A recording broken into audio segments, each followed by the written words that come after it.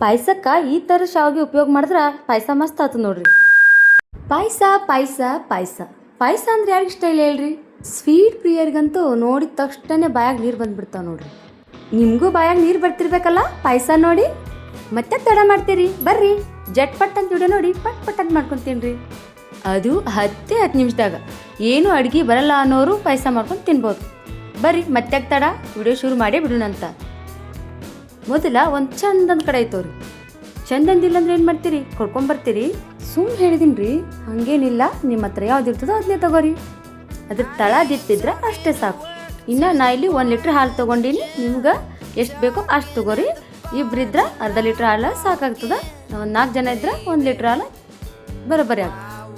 Dry ಫ್ರೂಟ್ಸಿಗೆ ಬಂದ ನಿಮ್ಗೆ ಯಾವ್ದು ಇಷ್ಟನೋ, ನಿಮ್ಗೆ ಎಷ್ಟು ಇಷ್ಟನೋ ಅಷ್ಟು ಡ್ರೈ ಫ್ರೂಟ್ಸ್ ಹಾಕೋರಿ. ನಾ ಇಲ್ಲಿ ಗೋಡಂಬಿ, ದ್ರಾಕ್ಷಿ, ಬಾದಾಮಿನ ಸ್ವಲ್ಪ ಸಣ್ಣ ಪೀಸ್ ಮಾಡ್ಕೊಂಡೀನಿ. ನಿಮ್ಗೆ ಹೆಂಗೆ ಬೇಕೋ ಹಂಗೆ ರೆಡಿ ಮಾಡಿ ಇಟ್ಕೋರಿ. ಈಗ ಒಲೆ ಹಚ್ಚೋ ಟೈಮ್ ರೀ. ಒಲೆ ಹಚ್ಚಿ ಒಲೆ ಮ್ಯಾಗ ಕಡ ಇಟ್ಟು ಅದಕ್ಕೆ 1-2 ಚಮಚ ತುಪ್ಪ ಹಾಕಿ ಅದ್ರೊಳಗೆ ನಾವು ಆಗಲೇ ಇಟ್ಟಿವಲ್ರಿ ಗೋಡಂಬಿನ ಹಾಕಿ ಫ್ರೈ ಮಾಡೋಣಂತ. ಉರಿನ ಸಣ್ಣಗಿಡ್ರಿ, ಯಾಕಂದ್ರೆ ಗೋಡಂಬಿ ಜಲ್ದಿ ಹೊತ್ತು ಬಿಡ್ತಾವೆ. ಅದಕ್ಕೆ ಲೋ ಫ್ಲೇಮ್ನಾಗಿಟ್ಟು ಫ್ರೈ ಮಾಡಿರಿ. ತುಪ್ಪನೂ ಅಷ್ಟೇ ರೀ, ನಿಮ್ಗೆ ಎಷ್ಟು ಇಷ್ಟ ಅದೋ, ನಿಮ್ಗೆ ಎಷ್ಟು ಹಾಕೋಕ್ಕಾಗ್ತದೋ ಅಷ್ಟು ಹಾಕ್ಬೋದು. ಇಲ್ಲಿ ನೋಡ್ರಿ ಗೋಡಂಬಿ ಕಲರ್ ಸ್ವಲ್ಪ ಚೇಂಜ್ ಆಗಕತ್ತದ. ಈ ಟೈಮ್ನಾಗ ನಾವು ತೊಗೊಂಡಿದ್ವಲ್ರಿ ದ್ರಾಕ್ಷಿ, ಅವನ್ನ ಹಾಕೋಬೇಕ್ರಿ. ಮೊದಲೇ ಹಾಕೊಂಡು ಬಿಟ್ವಿ ಅಂದ್ರೆ ದ್ರಾಕ್ಷಿ ಜಲ್ದಿ ಸುಡ್ತಾವೆ, ಗೋಡಂಬಿ ಜಲ್ದಿ ಸುಡಂಗಿಲ್ಲ. ಹಾಗಾಗಿ ಹಿಂದೆ ಮುಂದೆ ಆಗ್ತಾವೆ. ಗೋಡಂಬಿನ ಮೊದಲು ಹಾಕಿ ಸ್ವಲ್ಪ ಕಲರ್ ಚೇಂಜ್ ಆಗ್ಲಿಕ್ಕತ್ತದ ಅನ್ನೋವಾಗ ದ್ರಾಕ್ಷಿನ ಹಾಕಿ ಫ್ರೈ ಮಾಡಿದ್ರೆ 2 ಒಂದೇ ಟೈಮ್ನಾಗ ಸುಟ್ಬಿಡ್ತಾವೆ. ಈಗ ನೋಡ್ರಿ ದ್ರಾಕ್ಷಿ ಗೋಡಂಬಿ 2 ಫ್ರೈ ಆಗ್ಯಾವು. ಇಷ್ಟಾದ್ರೆ ಸಾಕ್ರಿ, ಇದಕ್ಕಿಂತ ಜಾಸ್ತಿ ಆದ್ರೆ ಹೊತ್ತು ಬಿಡ್ತಾವೆ, ಕೈ ಬಂದುಬಿಡ್ತಾವೆ. ಈಗೆಲ್ಲನೂ ನೀಟಾಗಿ ತೊಗೊಂಡ್ಬಿಡಂಬ್ರಿ. ನಾ ಅಂತ ತೊಗೊಳತ್ತೀನಿ ನೋಡ್ರಿ. ಇವನ್ನೆಲ್ಲ ಒಂದು ಬಟ್ಲಾಗ ತೊಗೊಂಡಾದ್ಮೇಲೆ ಈಗ ಉಳಿದಲ್ರಿ ಅದೇ ತುಪ್ಪದಾಗ ಶಾವಿಗೆ ಹಾಕಿ ಫ್ರೈ ಮಾಡ್ಕೋಬೇಕು. ಉರಿ ನೆನ್ಪಿಟ್ಕೋರಿ, ಲೋ ಫ್ಲೇಮ್ನಾಗಿರಿ, ಇಲ್ಲಾಂದ್ರೆ ಶಾವಿಗೆ ಹೊತ್ತು ಬಿಡ್ತಾವೆ. ಬೇಕಂದ್ರೆ ಜಾಸ್ತಿ ಗರಮ್ ಆಗಿತ್ತು ತುಪ್ಪ ಅಂದ್ರೆ ಸ್ವಲ್ಪ ಬಂದ್ ಮಾಡ್ಕೋರಿ, ಆಮೇಲೆ ಚಾಲು ಮಾಡ್ಕೋರಿ. ಪಾಯಸಕ್ಕೆ ನಾರ್ಮಲಾಗಿ ಎಲ್ಲರೂ ಬೇರೆ ಶಾವಿಗೆನ ಯೂಸ್ ಮಾಡ್ತಾರೆ. ಅದು ಸ್ವಲ್ಪ ದಪ್ಪ ಬರ್ತದ್ರಿ, ಸ್ವಲ್ಪ ಗಂಜಿ ಬಿಟ್ಟಂಗೆ ಆಗ್ತದ್ರಿ. ಆದ್ರೆ ಈ ಥರ ಶಾವಿಗೆ ಉಪಯೋಗ ಮಾಡಿದ್ರೆ ಸೇಮ್ ರಂಜಾನ್ದಾಗ ಕುಡಿತಾರಲ್ರಿ ಸುರ್ಕುರ್ ಅಂತೇಳಿ, ಸೇಮ್ ಅದೇ ಥರ ಟೇಸ್ಟ್ ಬರ್ತದ್ರಿ. ಒಂದ್ಸಲ ಟ್ರೈ ಮಾಡಿ ನೋಡಿರಿ, ನಿಮಗೆ ಗೊತ್ತಾಗ್ತದೆ ಟೇಸ್ಟ್ ಹೆಂಗಿರ್ತದೆ ಅಂತೇಳಿ. ಈ ಶಾವಿಗೆ ನಾ ಯಾವಾಗಲೂ ಇದೇ ಶಾವಿಗೆನ ಉಪಯೋಗ ಮಾಡ್ತೀನಿ ರೀ. ನೀವು ಬೇರೆ ಶಾವಿಗೆ ಉಪಯೋಗ ಮಾಡ್ತಿದ್ರಂದ್ರೆ ಈ ಶಾವಿಗೆ ಉಪಯೋಗ ಮಾಡಿ ನೋಡಿರಿ, ಟೇಸ್ಟ್ ಮಾತ್ರ ಮಸ್ತಾಗಿರ್ತದೆ.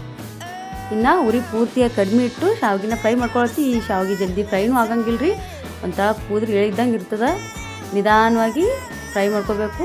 ಶಾವಿಗೆನ ಮೊದಲು ಸಣ್ಣಗೆ ಮುರ್ಕೊಂಡು ನಾನು, ನೀವು ಅದೇ ಥರ ಮುರ್ಕೊಂಡು ತೋರಿ. ದುಕಾನ್ದಾಗ ಸಿಗ್ತಾವು ಈ ಥರ ಶಾವಿಗೆ.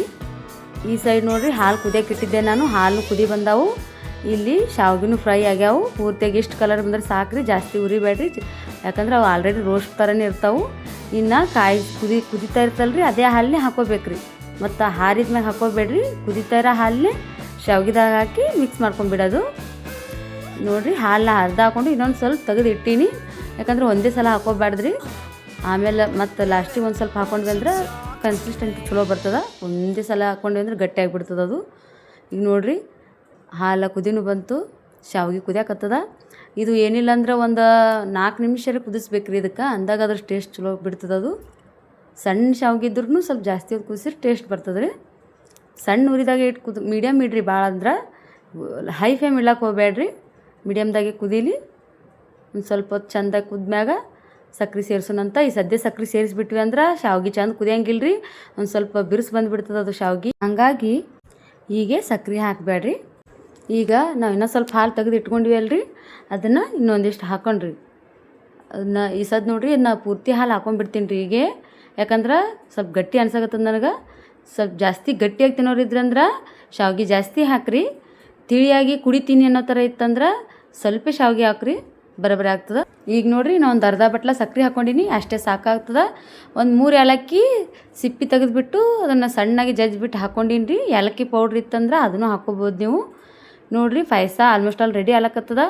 ನಾ ಬಾದಾಮಿ ಒಂದು ಸ್ವಲ್ಪ ಸಣ್ಣಗೆ ಪೀಸ್ ಮಾಡಿ ಇಟ್ಕೊಂಡಿದ್ದೀನಿ ರೀ, ಅದನ್ನು ಸೇರಿಸ್ಕೊಂಡೀನಿ. ಬಾದಾಮಿ ಜಾಸ್ತಿ ಸ್ವಲ್ಪ ಬಿರುಸಿರ್ತಾವ್ರಿ, ಹಾಗಾಗಿ ದಪ್ಪ ಹಾಕಿದ್ರೆ ಅದು ನಮ್ಗೆ ಇಷ್ಟ ಆಗಂಗಿಲ್ಲ. ಹಾಗಾಗಿ ನಾನು ಸಣ್ಣ ಪೀಸ್ ಮಾಡಿ ಹಾಕ್ಕೊಂಡೀನಿ.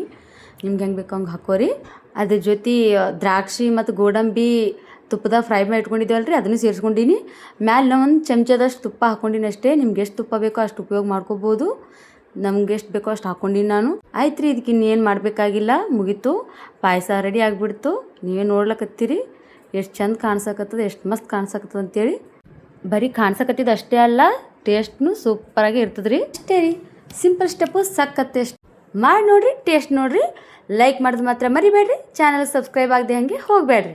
ಅಗತ್ಯ ಇದ್ದವ್ರಿಗೆ ಶೇರ್ ಮಾಡಿರಿ. ಏನಾದರೂ ಸಲಹೆ ಕೊಡೋದಿದ್ರೆ ಕಮೆಂಟ್ ಬಾಕ್ಸ್ ಖಾಲಿ ಐತಿ, ಹೋಗ್ರಿ ಕಮೆಂಟ್ ಹಾಕ್ರಿ. ಇದೇ ಥರ ಸೂಪರ್ ವಿಡಿಯೋ ಜೊತೆ ಸಿಗ್ತೀನಿ ಮತ್ತೆ ಮುಂದಿನ ವಿಡಿಯೋದಾಗ. ಸರಳ ಜೀವನ ಸುಖಿ ಜೀವನ, ಎಲ್ಲರ ಜೀವನ ಸುಖವಾಗಿರಲಿ. ಎಲ್ಲರಿಗೂ ಬಾಯ್.